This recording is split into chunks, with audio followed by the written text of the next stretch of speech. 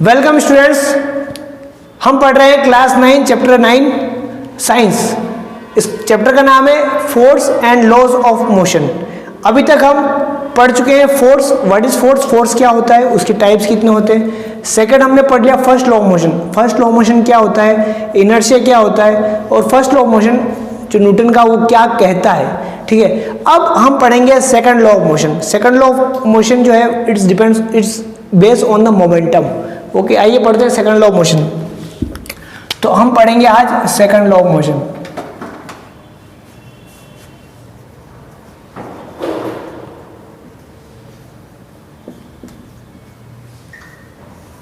ठीक है, second law of motion, इसको कंजर्वेशन ऑफ मोमेंटम भी कहते हैं या लॉ का कंजर्वेशन भी कहते हैं। तो ये सेकंड लॉ ऑफ मोशन क्या है, देखिए। सेकंड लॉ ऑफ मोशन जो हमारा है, वो जो न्यूटन है उन्होंने ये बताया कि the rate of change of momentum, किसी भी ऑब्जेक्ट का जो मोमेंटम है उसका चेंज, रेट ऑफ चेंज वो प्रोपोर्शनल होता है उस पर अप्लाइड अनबैलेंस फोर्स के ऊपर, और उसकी डायरेक्शन होती है वो उस मोमेंटम की डायरेक्शन में होती है। देखिए, समझ में नहीं आएगा, अब आपको ऐसे समझ में आएगा। देखिए, इसको ये समझते हैं, द रेट ऑफ चेंज, किसका change, the rate of change of momentum, momentum का change. The rate of change of momentum, किसका, ऑफ एन ऑब्जेक्ट, किसी भी ऑब्जेक्ट का, किसी के ऑब्जेक्ट के मोमेंटम के रेट में मैं चेंज कर रहा हूं। ठीक है, इज प्रोपोर्शनल, वो किसके प्रोपोर्शनल होता है, is proportional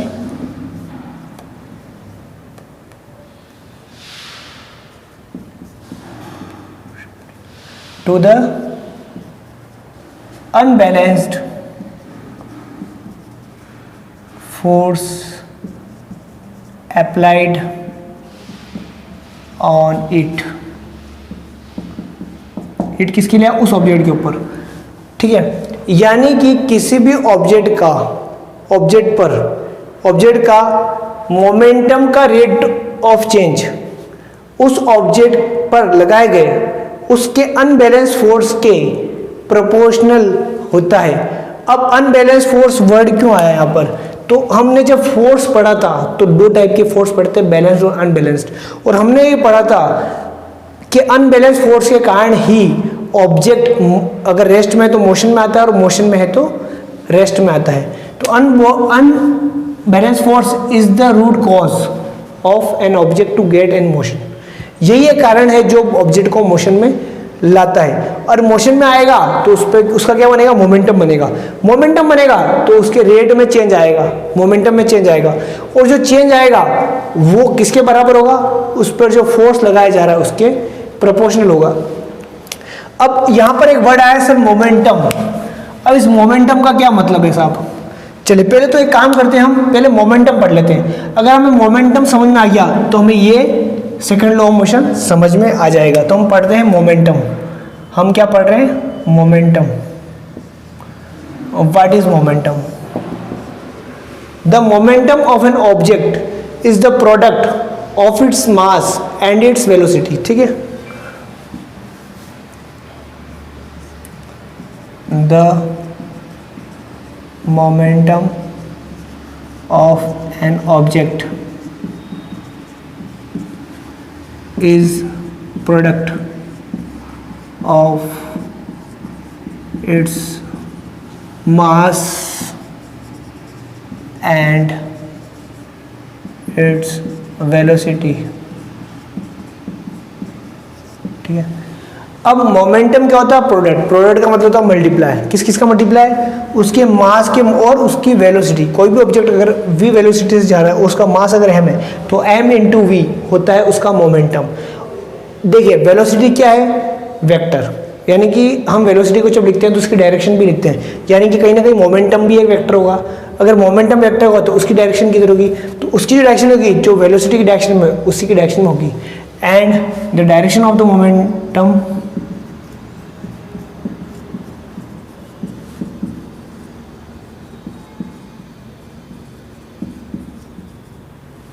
the direction of the momentum is in the direction of velocity. वो वेलोसिटी की डायरेक्शन होगी। वेलोसिटी अगर इस साइड में, जिस दिशा में, अगर इस डायरेक्शन में वेलोसिटी है तो मोमेंटम का डायरेक्शन भी ईस्ट होगा। वेलोसिटी वेस्ट में है तो मोमेंटम का डायरेक्शन भी वेस्ट में होगा। तो यहाँ तक क्लियर है।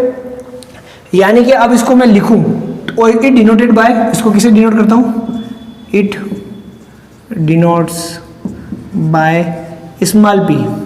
इसको मैं मोमेंटम को किससे डिनोट करता हूँ, स्मॉल पी से। ठीक है, इसको मैं स्मॉल पी से डिनोट करता हूँ इस मोमेंटम को। जिस प्रकार फोर्स को हम एफ से डिनोट करते हैं, एक्सीलरेशन को ए से करते हैं, ठीक है, वेलोसिटी को वी से करते हैं, ठीक है, टाइम को टी से करते हैं, इसी प्रकार मोमेंटम को मैं पी से डिनोट करता हूँ हमारी फिजिक्स की लैंग्वेज में। अब देखिए, अब हम पढ़ते हैं। मान लीजिए, अब देखिए, सपोज किसी ऑब्जेक्ट का मास एम है, ठीक है, मान लो एक स्ट्रेट पाथ है। इस स्ट्रेट पाथ पे कोई भी एक ऑब्जेक्ट है, suppose there is an object, ठीक है, suppose there is an object, suppose कोई कार ही है मान लो, ठीक है, ये कार है, ये ऑब्जेक्ट है। अब इसका जो मास है एम, क्या मास है एम, और ये ऑब्जेक्ट जो है इसकी वेलोसिटी, जिस वेलोसिटी उसकी वेलोसिटी वी है, मास एम है एंड वेलोसिटी कितनी है, वी है। तो इसका मोमेंटम कितना होगा, P is equal to M into V. तो मोमेंटम कितना होगा, P कितना होगा, P is equal to M into V. ये होगा मोमेंटम। किसी ऑब्जेक्ट का मोमेंटम होता है, देखिए, the momentum of an object is product का मतलब होता है मल्टीप्लाई, प्रोडक्ट का मतलब होता है मल्टीप्लाई, किस का, प्रोडक्ट ऑफ इट्स मास, उसके मास और एंड इट्स वेलोसिटी, उसके मास और उसकी वेलोसिटी के मल्टीप्लिकेशन के बराबर क्या होता है उस ऑब्जेक्ट का मोमेंटम। ठीक है, the direction of the momentum is in the direction of the velocity. अगर मोमेंटम, वेलोसिटी की डायरेक्शन अगर ये है तो मोमेंटम की डायरेक्शन भी एसी में होगी, और इसको मैं पी से डिनोट करता हूँ, तो P is equal to M into V आ गया। ठीक है, तो मोमेंटम क्या होता है वो क्लियर हो गया आपको। चलिए यहाँ तक तो क्लियर है, मोमेंटम क्या हो गया वो मुझे क्लियर हो गया। अब हम वापस आते हैं, then jump into second law of motion. अब वापस यहाँ जो हम ये मोमेंटम क्यों पढ़ा हमने, क्योंकि सेकंड लॉ ऑफ मोशन में एक टर्म आई थी मोमेंटम, इसलिए हमने मोमेंटम पढ़ा। अब वापस सेकंड लॉ ऑफ मोशन को समझते हैं कि वो अब सेकंड लॉ ऑफ मोशन क्या कहता है। देखिए, the rate of change of momentum, momentum के रेट में change of an object is proportional to the unbalance force applied on it. देखिए, अब P is equal to M V, यहाँ तक तो क्लियर हो गया मेरे को। चलिए अब आगे समझते हैं अपन। देखिए,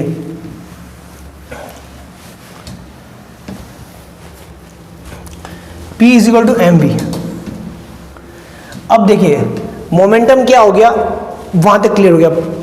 किसी ऑब्जेक्ट का मास और वेलोसिटी का मल्टीप्लाई पर्टिकुलर पॉइंट पे, पर्टिकुलर इंस्टेंट पे, उस क्षण, किस क्षण, जिसे किसी भी क्षण किसी ऑब्जेक्ट की वेलोसिटी अगर v है जिस क्षण, और उस क्षण, और मास तो कांस्टेंट रहता ही है, उस क्षण उसकी वेलोसिटी और मास को मल्टीप्लाई कर दूंगा तो उसका मोमेंटम आ जाएगा। ठीक है, चलिए, तो rate of change of momentum, तो मोमेंटम में भी चेंज आएगा बिल्कुल। अगर वेलोसिटी में चेंज आता तो ऑब्जेक्ट के मोमेंटम भी चेंज होता है, क्योंकि वेलोसिटी चेंज होती है तो मास इंटू वेलोसिटी। बाद में वेलोसिटी अगर कम हो गई तो एम इंटू नेक्स्ट जो वी कम हो गया तो मोमेंटम कम ही आ जाता होगा। ठीक है, तो चेंज आएगा मोमेंटम में, क्या आएगा, चेंज आएगा। अब इसको ऐसे समझते हैं, मान लीजिए सपोज ये कोई मेरा स्ट्रेट पाथ है, इस पाथ पे मेरी ये कोई रोड है, इस रोड पे ऊपर मेरी एक कार चल रही है। ठीक है, ये मेरी कार है। ठीक है, चलिए इस कार को स्कॉर्पियो मान लो। अब इसका मास m है। ठीक है, अब थोड़ी देर बाद ये कार यहाँ पर आ जाती है, क्या आ जाती है, यहाँ पर आ जाती है। चलिए, ये यहाँ से यहाँ पर, ये पॉइंट A है मेरा, ये पॉइंट A है, और कुछ देर बाद A से B पर आ जाती है। ठीक है, suppose there is any object which moves from point A to B in straight path, okay, and when it is on the point A, the velocity of this object is u। यहाँ पर जब ये run कर रही है तो इसकी velocity u है, स्मॉल u, और इनिशियल वेलोसिटी और फाइनल वेलोसिटी मान लो v है। इससे प्रीवियस चैप्टर में हमने पढ़ा था दो वेलोसिटी अगर होती है तो जो इनिशियल वेलोसिटी होती है उसको हम u डिनोट करते हैं और जो बाद वाली वेलोसिटी फाइनल वेलोसिटी को हम v से डिनोट करते हैं। तो ये u है और ये v है, ठीक है, ये मेरी v है फाइनल वेलोसिटी, ये इनिशियल वेलोसिटी, ये मेरी फाइनल वेलोसिटी। अब यहां तक तो ठीक हो गया।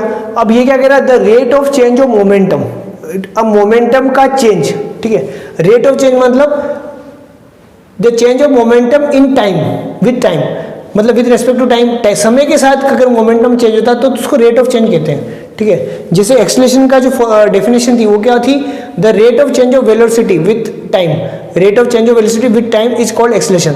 तो यहाँ rate of change of velocity यानी v minus U upon T is equal to A था, a is equal to v minus U upon T.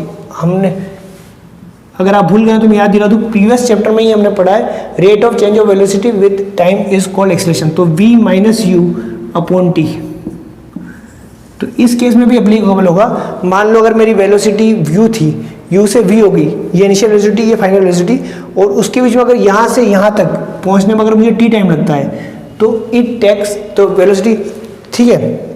तो सिमिलरली यहाँ पर भी वैसे ही है, अगर मुझे a पॉइंट से b पॉइंट पहुँचने में t सेकंड लगते हैं, कितना टाइम लगता है, t सेकंड, समय मुझे इतना टाइम लगता है, t टाइम लगता है मुझे a से b, मतलब a पॉइंट से b पॉइंट पहुँचने में।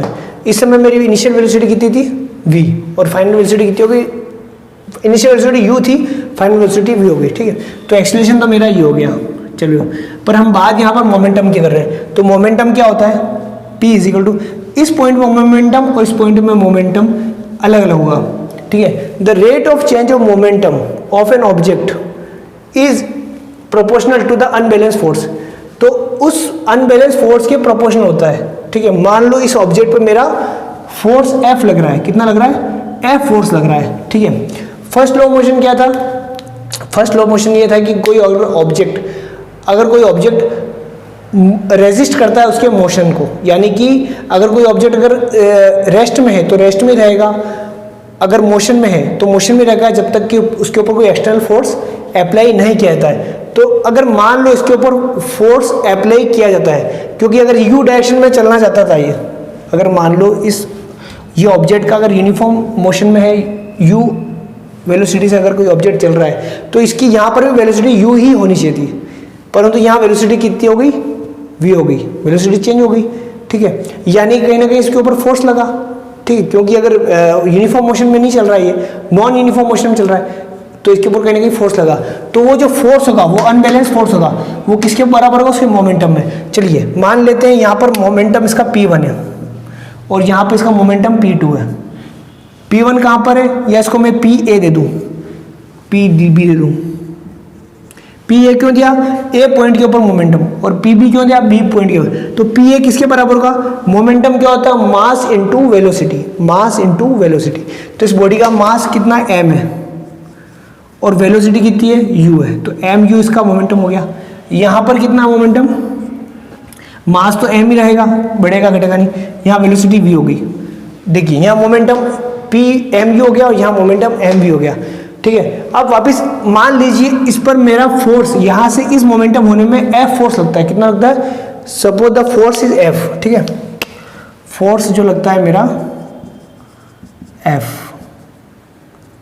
कैपिटल F मान लेते हैं, ये मेरा फोर्स, ठीक है, ये अप्लाई करता है। तो अब डेफिनेशन से मैं जा रहा हूँ, the rate of change of momentum of an object is proportional, ये proportional to the unbalance force. ये फोर्स किसके प्रोपोर्शनल होगा, to the rate of change of momentum, इन दोनों के मोमेंटम के चेंज के, यानी कि P B minus P A, ठीक है। चेंज ऑफ मोमेंटम यानी प्रीवियस फाइनल माइनस इनिशियल, ये चेंज हो गया, और उसका रेट, रेट मतलब अपॉन टी, ये इसके रेट ऑफ चेंज के इक्वल होगा। ये मेरा यहाँ तक कंप्लीट हो गया, ठीक है। वापस पढ़ो, the rate of change of momentum. अब देखिए, अब इसको मिलाइए, आपको समझ में आ जाएगा। The rate of change of momentum, momentum होता है पी को मैंने मोमेंटम डिनोट करता हूँ, मोमेंटम क्या होता है मैं समझा चुका हूँ।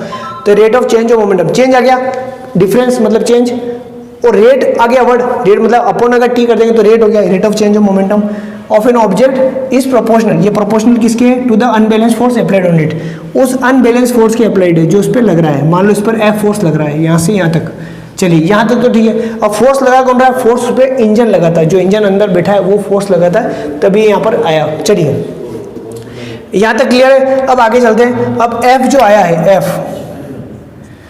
ठीक है, इज प्रोपोर्शनल टू, ठीक है। अब पी बी की वैल्यू अगर एम वी रख दूँ यहाँ पर, एम वी रख दिया मैंने, माइनस पी के वैल्यू एम यू है, एम यू रख दिया अपॉन टी। यहाँ तक क्लियर है, यहाँ तक क्लियर है। अब एफ जो होगा, एफ इज प्रोपोर्शनल टू, अब इसमें और इसमें मेरे को एम में कॉमन निकाल सकता हूँ, एम वी और एम यू में से। चलिए एम मैंने कॉमन निकाल लिया, ठीक है, तो मेरा क्या आएगा, यहाँ से एम कॉमन निकल दिया, वी बचेगा और इसमें से यू बचा अपॉन टी मेरा गया। यहाँ तक ठीक है। चलिए अब देखिए, F is proportional to M V minus U upon T, यहाँ तक क्लियर है। चलिए वापिस हम इसी को लेते हैं, F is proportional to M into V minus U upon T, ये आया था मेरा वही, मैंने उसको यहाँ लिख दिया, कुछ नहीं किया, ठीक है। अब एफ इज प्रोपोर्शनल टू, ठीक है, एम, अब v minus U upon T, ये देखिए v minus U upon T, rate of change of velocity is called acceleration. ये क्या है मेरा, ये इज माय एक्सीलरेशन, जो हमने प्रीवियस चैप्टर में पढ़ा है। ये क्या है मेरा एक्सीलरेशन। एक्सीलरेशन क्या होता है, एक्सीलरेशन तो rate of change of velocity with time is called acceleration. तो इस पूरे को मैं ए लिख दूं, इस पूरे को मैं ए लिख दूं, ए आ गया।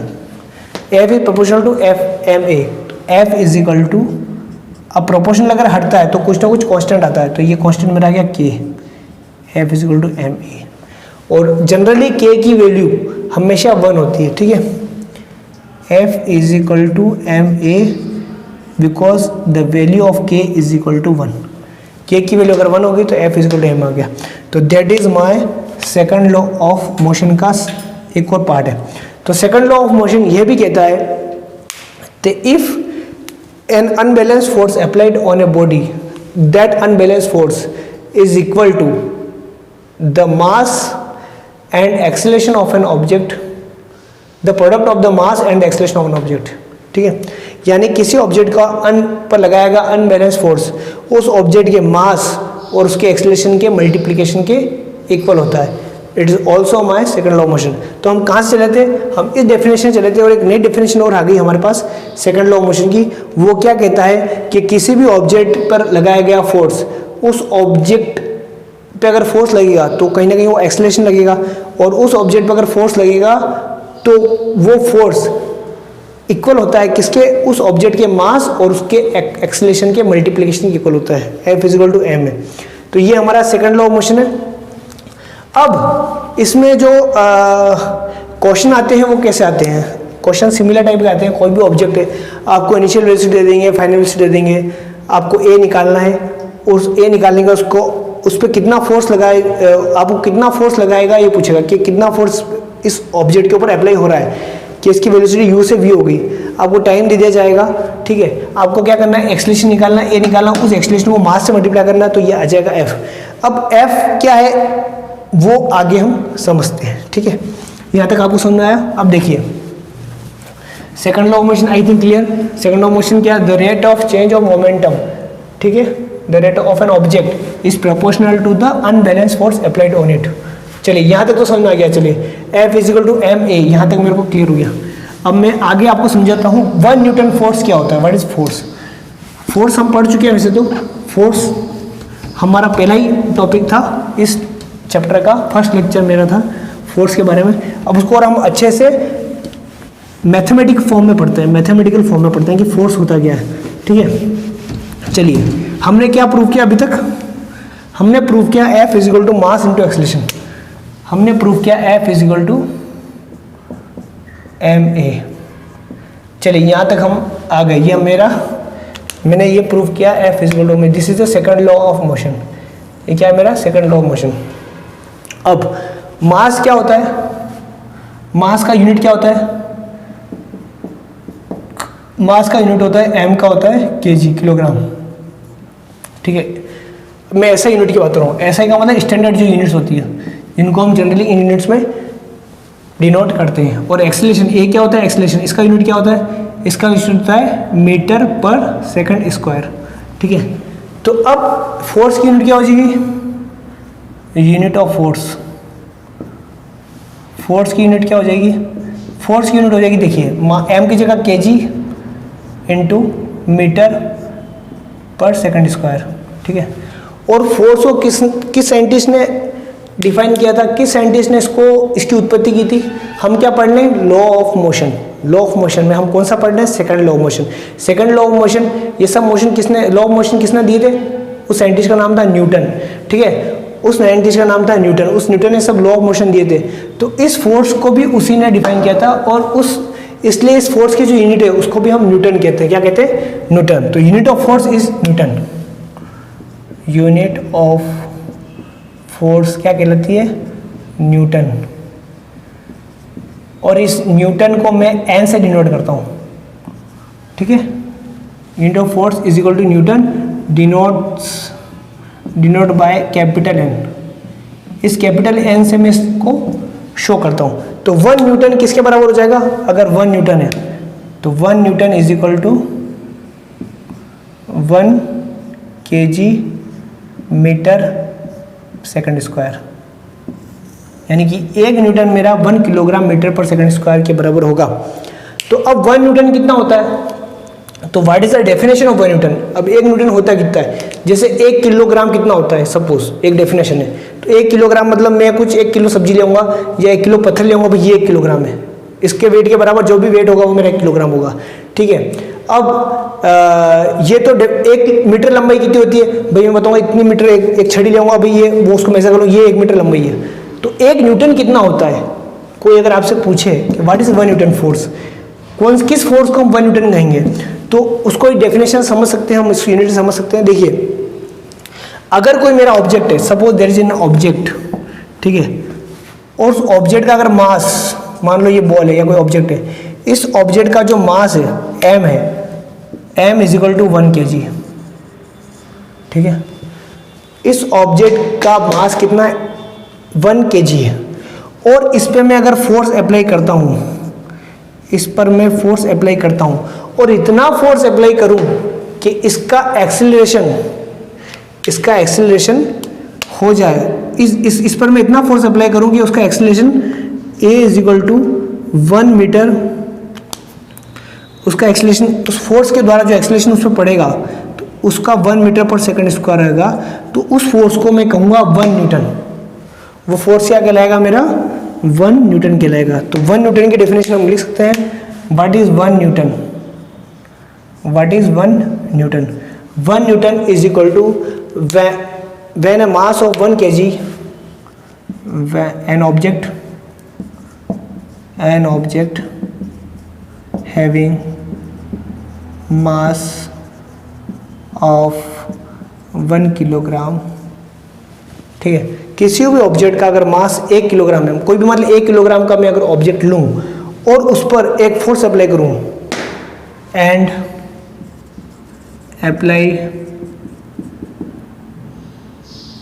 apply force which gives acceleration, जो कि उस फोर्स से उस ऑब्जेक्ट को एक्सेलरेशन देगा, कितना, which gives acceleration to the object 1 metre पर सेकंड स्क्वायर। 1 मीटर पर सेकंड स्क्वायर का अगर उसके ऊपर एक्सेलरेशन उसने दे दिया, दिस फोर्स